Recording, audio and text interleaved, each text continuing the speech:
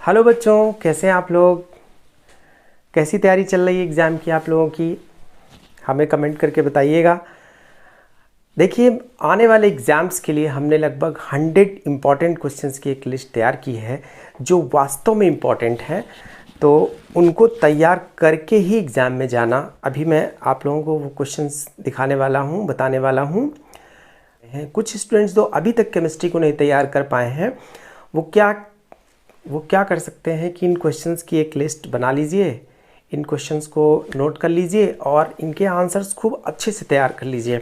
जो लोग पूरा सिलेबस तैयार कर सकते हैं, वेल एंड गुड, लेकिन इनको ज़्यादा प्रायोरिटी देके तैयार करिए, क्योंकि ये बार बार एग्ज़ाम्स में आए हैं और ये बहुत ही हिट क्वेश्चंस हैं।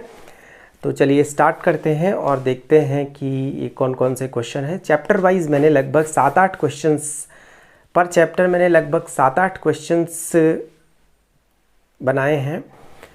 तो वीडियो को देखते रहिए, इसमें मैं आपको बताऊंगा कि ये सारे क्वेश्चन एक साथ कैसे मिल जाएंगे। ठोस अवस्था चैप्टर से मैंने जो इम्पोर्टेंट क्वेश्चन शामिल किए हैं उसमें शॉटकी दोष क्या होता है, ये इम्पोर्टेंट है हमारे हिसाब से। किस प्रकार के दोष से क्रिस्टल का घनत्व अपरिवर्तित रहता है, ये फ्रैंकेल दोष है, लेकिन इस तरह से पूछा गया है। इसमें SCC, BCC, FCC unit cell में उपस्थित परमाणुओं की संख्या क्या होती है, ये भी क्वेश्चन आता है। और फिर नेक्स्ट क्वेश्चन एक है जिसमें XY परमाणु स्थित है यूनिट सेल में, तो उसके हिसाब से सूत्र बताना है, इसको भी तैयार कर लेंगे। फिर नेक्स्ट है F केंद्र क्या होता है, और नेक्स्ट HCP तथा CCP में समन्वय संख्या कितनी होती है। नेक्स्ट जो 7वां क्वेश्चन है, ये क्वेश्चन हमने इम्पोर्टेंट में शामिल किया है और इसमें जैसे सिल्वर के परमाणु भार की गणना करनी है। तो नेक्स्ट जो क्वेश्चन है वो चतुष्फल की रिक्ति है, जिसे मैं इम्पोर्टेंट समझ रहा हूँ, और इसमें आर त्रिज्या और घटक कण की त्रिज्या के मध्य संबंध याद करके जाना है। उस पर बेस्ड न्यूमेरिकल भी हो सकता है या डेरिवेशन हो सकता है। मैंने डेरिवेशन को इम्पोर्टेंट में शामिल किया है।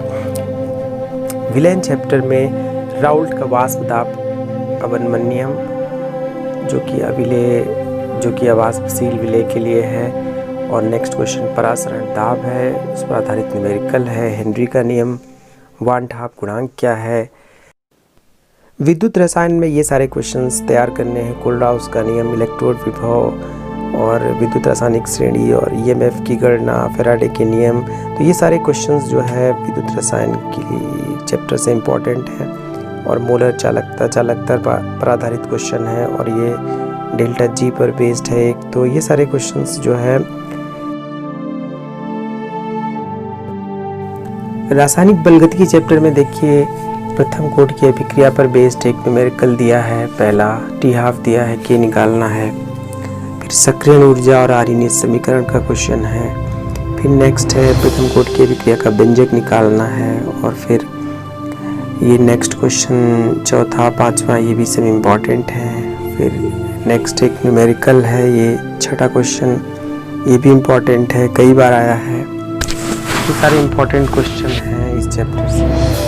पृष्ठ रसायन में देखिए हार्डी-सुलजे नियम, टिंडल प्रभाव और ये सारे विद्युत कण संचलन, विद्युत अपवहन, स्वर्ण संख्या, ये सारे क्वेश्चन जो है पृष्ठ रसायन से इम्पोर्टेंट हैं। 8 क्वेश्चन हैं, इनको तैयार कर लीजिए। और पी ब्लॉक तत्व में एक बड़ा चैप्टर है और उसमें भी जो है मैंने क्वेश्चन ज़्यादा शामिल किए हैं, 10 क्वेश्चन शामिल किए हैं। देखिए इसमें औद्योगिक विधियाँ इम्पॉर्टेंट हैं, नाइट्रिक अम्ल की, डीकन विधि, क्लोरीन की, हैबर विधि और ओजोन के निर्माण की विधि, HCl और SO2 की प्रयोगशाला विधि, ये सब तैयार कर लीजिए। 10 ही क्वेश्चन तो मैंने इसमें इम्पॉर्टेंट में शामिल किए हैं, बाकी चैप्टर से तो बहुत सारे क्वेश्चन बन सकते हैं। फिर क्या होता है जब में देखिए 5 जो है रिएक्शंस हमने शामिल किया है, तो 5 रिएक्शंस तैयार कर लीजिए, इम्पॉर्टेंट हैं। और कैसे प्राप्त करेंगे सल्फर से सल्फ्यूरिक अम्ल, विरंजक चूर्ण से क्लोरीन गैस, ये अमोनियम डाइक्रोमेट से नाइट्रोजन और सफ़ेद फास्फोरस से फास्फीन, ये इम्पॉर्टेंट क्वेश्चन है। और जो कि 10वां क्वेश्चन है, इसमें स्थिति की विवेचना करनी है 15वें ग्रुप के तत्वों की, तो ये क्वेश्चन भी कई बार आया है। और फिर नेक्स्ट चैप्टर में आ जाते हैं और फिर नेक्स्ट चैप्टर में डी तथा ब्लॉक तत्व में लेंथेनाइट संकुचन है, संक्रमण तत्वों की प्रमुख विशेषताएं हैं, और देखिए उन पर बेस्ड जो क्वेश्चंस है विशेषताओं पर। फिर इसमें डी ब्लॉक तत्वों के जो ये गुण है, प्रवृत्ति से जो तानुचुंबकीय लक्षण, रंगीन आयन बनाने की प्रवृत्ति, इनको थोड़ा सा विशेष ध्यान देके पढ़ लीजिए। और कारण बताओ, जैसे इसमें रंगीन और रंगहीन वाला जो कारण होता है, जिसमें डी संक्रमण वाली बात होती है, उनको भी देख लीजिए। तो ये क्वेश्चन है, 7 क्वेश्चन है ये। इसमें एक 8वां क्वेश्चन भी है, संक्रमण तत्वों ने एक संकुल यौगिक बनाते हैं तथा उत्प्रेरक को प्रदर्शित करते हैं, क्यों? तो ये क्वेश्चन भी है। फिर उपसंयोजक यौगिक में यौगिकों के नाम लिखने हैं, IUPAC, देखिए इसमें IUPAC छूट गया है। फिर समन्वय संख्या ज्ञात करनी है, समन्वय संख्या क्या है, देखिए इसमें सूत्र छूट गया, इसमें समन्वय संख्या ज्ञात करनी है, लेकिन डिस्क्रिप्शन में जो लिंक मिलेगा उसमें क्वेश्चन सही रहेंगे, तो वहाँ से इनको एक्सेस कर लीजिए। फिर ये सारे क्वेश्चन हैं, देख लीजिए, तैयार कर लीजिए। फिर हैलोएल्केन तथा हैलोरीन चैप्टर में जो क्वेश्चन शामिल किए हैं, वुर्ट्ज-फिटिक अभिक्रिया, विहाइड्रोहैलोजनीकरण, सैडजेफ नियम, DDT, क्लोरोबेंजीन बनाने की प्रयोगशाला विधि, और ये कारण बताओ इसका जल में अमिश्रणी क्यों है, ये भी है। ग्रिग्नार्ड अभिकर्मक क्या है, तो ग्रिग्नार्ड अभिकर्मक तो बहुत यूज होता है, और वो क्या होता है उसको भी जान लीजिए। फिर कैसे प्राप्त करेंगे, तो कैसे प्राप्त करेंगे में ये 2-3 क्वेश्चन शामिल किए हैं, 2-3 अभिक्रियाएं, इनको 2-3 कन्वर्जन इनको तैयार कर लीजिए। SN1 SN2 है 5वां क्वेश्चन, उसमें भी अंतर तैयार कर लीजिए। तो ये सारे क्वेश्चन है, हेलोफॉर्म, आयोडोफॉर्म टेस्ट और फ्रैंकलैंड अभिक्रिया, तो इस चैप्टर में ये सब है। एल्कोहल फिनॉल ईथर में कुछ तो उसके भौतिक गुणों पर बेस्ड है एल्कोहल के, और कुछ रासायनिक, तो जैसे जल में भी लेता है या क्वथनांक है, ये 4था पॉइंट है पहले का, ये सब भौतिक गुण पर आधारित है। फिर रीमर टीमन अभिक्रिया बहुत ही इंपॉर्टेंट है। फिर दूसरे क्वेश्चन में समाविधि बताना है, ये भी तैयार कर लीजिए। तीसरे क्वेश्चन में ये प्राथमिक द्वितीयक तृतीयक का टेस्ट है। फिनॉल की अम्लीय प्रकृति बताना है, लकड़ी के व्यंजक आसवन से मेथिल एल्कोहल इंपॉर्टेंट है। तो ये सारे क्वेश्चन हैं। प्रयोगशाला में डाई एथिल ईथर तो बहुत बार आई है, तो ये क्वेश्चन जो है छोड़ना नहीं, इनको तैयार करना है। मैंने 10 ही क्वेश्चन शामिल किए हैं।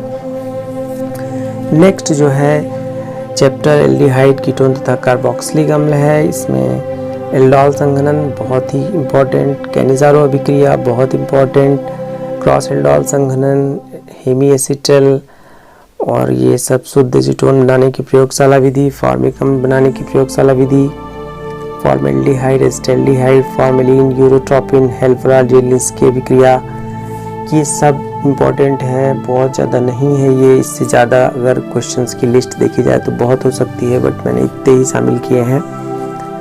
फिर है क्वेश्चन नंबर 9 में एक इस तरह का क्वेश्चन है, इसको भी तैयार कर लीजिए। और एमीन चैप्टर में देखिए कार्बिलमीन अभिक्रिया क्या होती है, सबसे इम्पोर्टेंट अभिक्रिया है। और इसमें देखिए डाइएजोकरण अभिक्रिया इम्पोर्टेंट है, एथिलमीन की प्रयोगशाला विधि इम्पोर्टेंट है, क्षारीय प्रबलता का क्रम बताना इम्पोर्टेंट है, तैयार कर लीजिए इस पे। हिंसबर्ग अभिकर्मक जो कि प्राथमिक द्वितीयक तृतीयक में टेस्टिंग के काम आता है, वो भी है। तो ये सब क्वेश्चन हैं अमीन से। और हॉफमैन ब्रोमोमाइड अभिक्रिया भी इम्पोर्टेंट है इसमें, तो वो भी जो है पढ़ लीजिए। और ये क्वेश्चन नंबर 7 पर जो है हॉफमैन ब्रोमोमाइड अभिक्रिया, नहीं, क्वेश्चन नंबर 7 पर इसका IUPAC नाम लिखना है। जैव अणु में मॉलिस परीक्षण, DNA तथा RNA में अंतर पूरा छपा नहीं है, देखिए DNA तथा RNA में अंतर लिखना है। ACD विटामिन के रासायनिक नाम और कमी से होने वाले रोग तैयार कर लीजिए।